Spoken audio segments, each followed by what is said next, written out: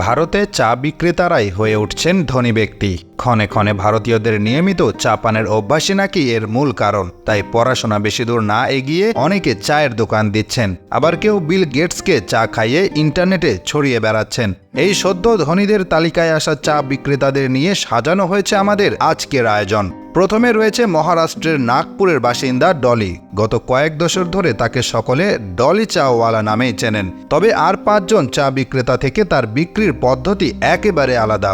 এমনকি বিশ্বের শীর্ষ ধনকুবের বিল গেটসও তার চায়ের ফ্যান হয়ে গিয়েছেন। বিল গেটস এখনও ডলির ট্রাফি স্টাইল চাতে চুমুক দেওয়ার আমেজ ভুলতে পারেননি। ডলির আসল নাম সুনীল পাতিল। 1998 সালে তার জন্ম। তার লম্বা চুল, গলায় হার, হাতে বালা, চোখে সানগ্লাস, কানে 3-4টা দুল সহ আদব কায়দা তাকে অন্যদের থেকে আলাদা করেছে। তার নতুন সব স্টাইল স্টেটমেন্ট বহু ক্রেতাকে আকর্ষণ করেছিল। বর্তমানে ডলির সম্পত্তির পরিমাণ কোটি কোটি টাকা বলে বিভিন্ন সংবাদ মাধ্যম সূত্রে জানা গেছে। তবে তথ্য রয়েছে, ডলির 1 কাপ চায়ের মূল্য মাত্র 7 টাকা। প্রতিদিন প্রায় 350 থেকে 500 কাপ চা তিনি বিক্রি করে থাকেন। এই অন্যরকম আদব কায়দার চা তৈরির কৌশল কোথা থেকে শিখলেন? সাংবাদিকদের এমন প্রশ্নের উত্তরে ডলি জানিয়েছেন, কেউ শেখায়নি, দক্ষিণী সিনেমা দেখে এমন পদ্ধতি রপ্ত করেছেন। দ্বিতীয় স্থানটি দখল করে আছে একটি জাতীয় ও বৈশ্বিক পানীয় ব্র্যান্ড চাই সুত্তাবার। 2022 সালের 4 এপ্রিল কলকাতা শহরে নতুন আউটলেটের মাধ্যমে কুলহাদ চায়ের স্বাদ তারা পুরো ভারতে ছড়িয়ে দিয়েছে। ব্র্যান্ডটির লক্ষ্য হল আতিথেয়তা এবং অধ্যাবসায়ের জন্য পরিচিত কলকাতার লোকদের সংস্কৃতিকে আলিঙ্গন করে আনন্দে ভরিয়ে দেওয়া।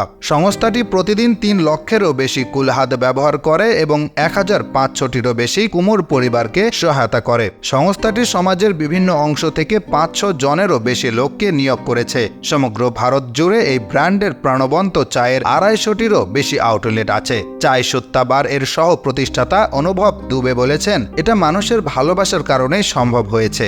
আমরা কলকাতায় আমাদের অভিনব অবস্থানের সাথে প্রচুর পরিমাণে বিক্রি বৃদ্ধি পাবার আশা করছি। সব শেষে রয়েছে বিন্দু থেকে সিন্ধুর সৃষ্টিকারী MBA চাওয়ালা। জানা যায়, সামান্য চায়ের দোকান চালিয়ে তিনি 90 লাখের মার্সিডিজ বেঞ্জ চালাচ্ছেন। সম্প্রতি MBA চাওয়ালা নামে প্রফুল্ল বিল্লোর বেশ জনপ্রিয়তা পেয়েছেন। নিজেই তিনি তার উত্থানের মূল মন্ত্র শুনিয়েছেন। ইতিমধ্যেই সামাজিক মাধ্যমে বিল্লোরের জীবন কাহিনী ভাইরাল হয়ে গিয়েছে। প্রফুল্ল জানান, 2017 সালে তিনি MBA ড্রপ আউট করেন। পড়াশোনা ছেড়ে IIM আহমেদাবাদের সামনে চায়ের দোকান শুরু করেন। তারপরে আর তাকে পেছনে ফিরে তাকাতে হয়নি। ধীরে ধীরে সাফল্যের সিঁড়ি বেয়ে তিনি এখন সামাজিক মাধ্যমে আইকন। তার স্টার্টআপ দেখে অন্যরাও অনুপ্রেরণা পাচ্ছেন। আমাদের চেনা জানা অনেকে আছেন, চা পান না করলে যাদের দিন শুরু হয় না, অথবা দিনে একবার চায়ের দোকানে বসে চা না খেলেই অনেকের গোটা দিনটাই যেন অপূর্ণ থেকে যায়। তবে চা কিন্তু শুধুমাত্র পানীয় হিসেবে ব্যবহৃত হয় না। বিশ্বব্যাপী ভারতের যেসব চা জনপ্রিয়, তার উৎপত্তি দার্জিলিংয়ে।